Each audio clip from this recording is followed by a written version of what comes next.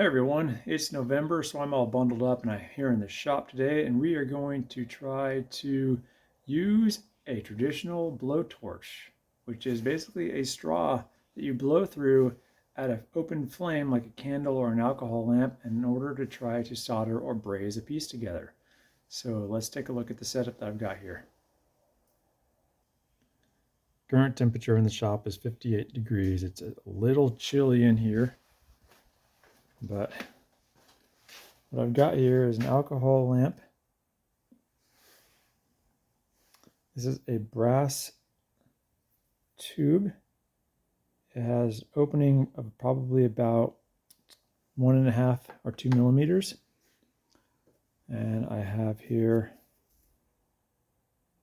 this jump ring. Focus. There it goes. And there's a piece of very soft solder there. It's actually only 50% silver. I wouldn't normally use this in my jewelry making, but we're going to try to blow. The concept is you blow through the flame with a straw and you try to solder. So I'm going to set this here like so. And get my straw, and then let me go ahead and set up the camera here so we can get a good shot. Okay.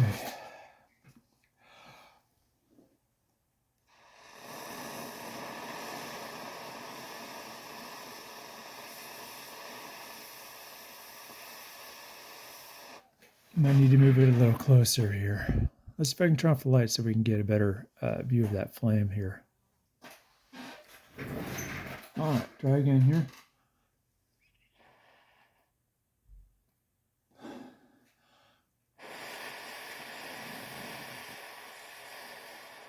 I don't know if you can see it or not, but it is producing a cone of blue fire that comes off the edge here.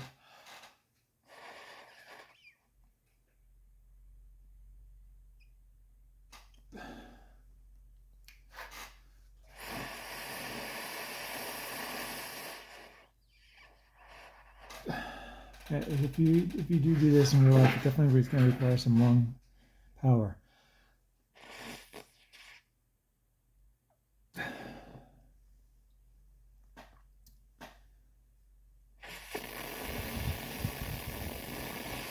There we go. So the technique is if you just blow into the straw, for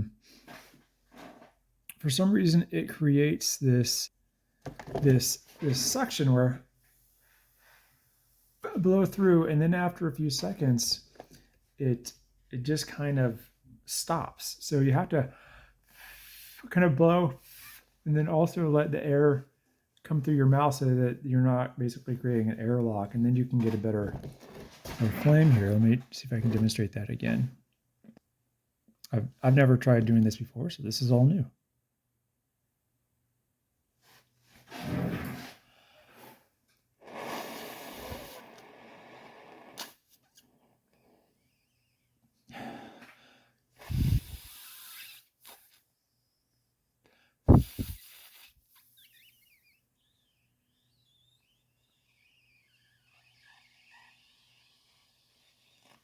Okay. Ooh, definitely getting pretty hot there. I'm getting close. The question is, can I actually get hot enough to melt that solder? That's a whole another question.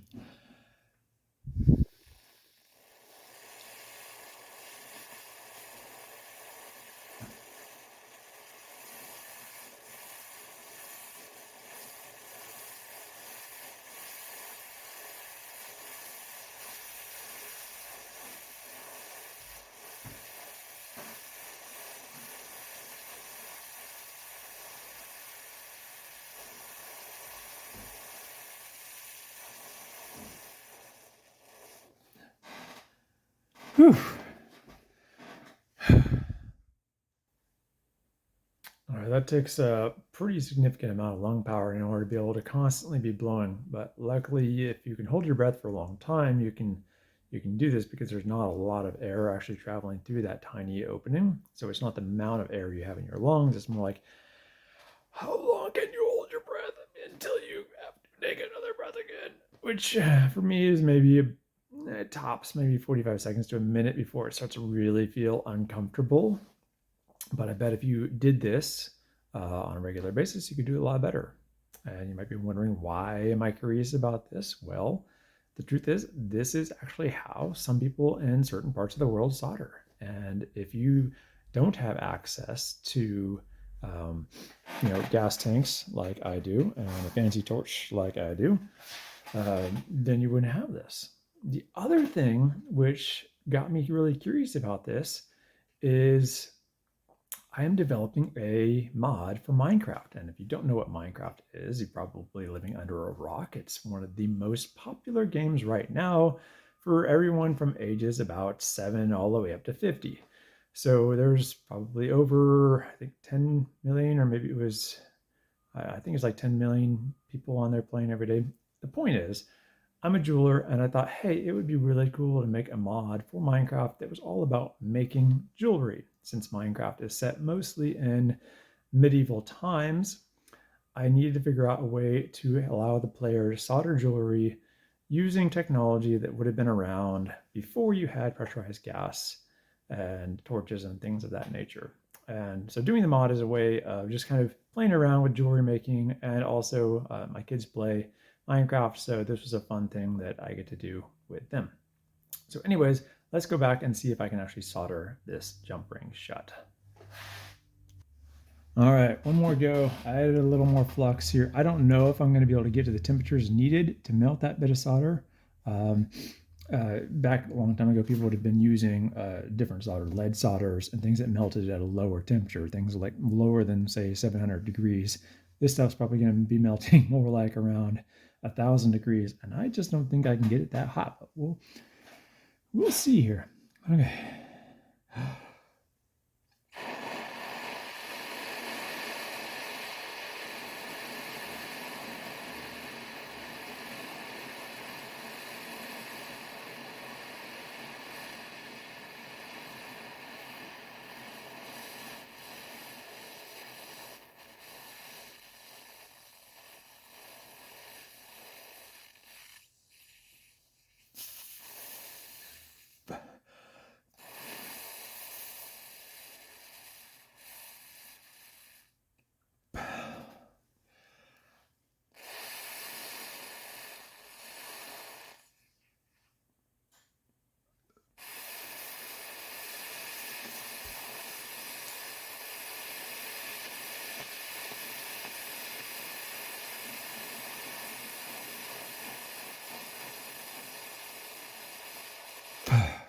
Okay, well, I have given it a valiant effort. You can see here that I definitely got the flux. Okay, so I'm going to rinse this off real fast.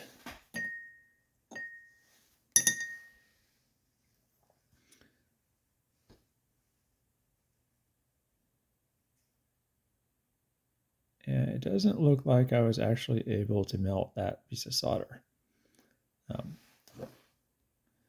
But there again, this technology normally would have used something that was quite a bit softer. Just because I'm curious, I'm going to see what happens if I try to melt some electrician's solder used for electrical circuit boards. All right, we're going to try this stuff here. You can see it's 60% lead. And so it's not the type of stuff I would want to use in jewelry, but you can use this in electronics, and it's way softer because you can actually melt this with a soldering iron. So I should be able to melt this with my blowtorch. So kind of I just want to melt something here. I want it to work. Let's give it a try. Okay, so we can see I've got my flame here, and then here is the end of the solder. So I'm going to be blowing through the flame, and we're going to see if I can melt the end of this piece of solder here into a little droplet that'll melt, fall on the table.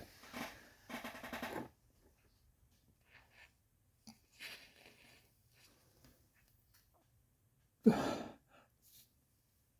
going to move it a little closer. Also going to turn on the exhaust fan because this has, it does have lead in it, and there's also flux inside the solder. So let's make sure the fume extractor's on.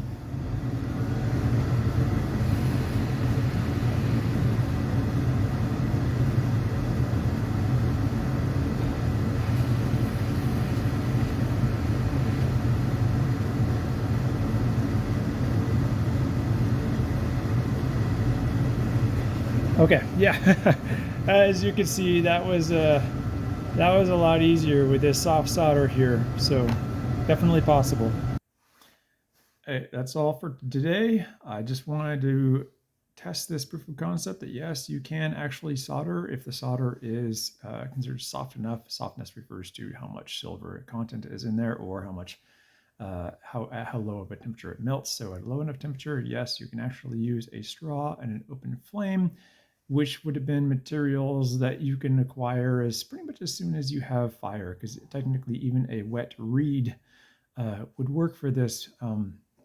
As long as it was wet enough and you were doing something quick enough, you could have soldered many, many years ago. So again, if you're curious about the Minecraft mod, I'll be uploading a video about that because it is directly related to jewelry making. And in fact, in this Minecraft mod, you will have to do all the things that I normally do here in the shop. You'll have to go and find the gemstones. Well, I don't always do that, but you'll have to facet the gemstones. You have to then roll out the metal on a rolling mill, fabricate the rings, set the gemstones, all with a variety of different crafting implements, meaning you'll have to get a faceting table, a gem carving station, a jeweler's workbench, a microscope, and a rolling mill, all just to make a little ring which you can put on your player. Anyways, it's a lot of fun. I'm enjoying the process, so subscribe if you want to see a little bit more about that when it's ready for the final release. Thanks for watching. This is Austin. Take care.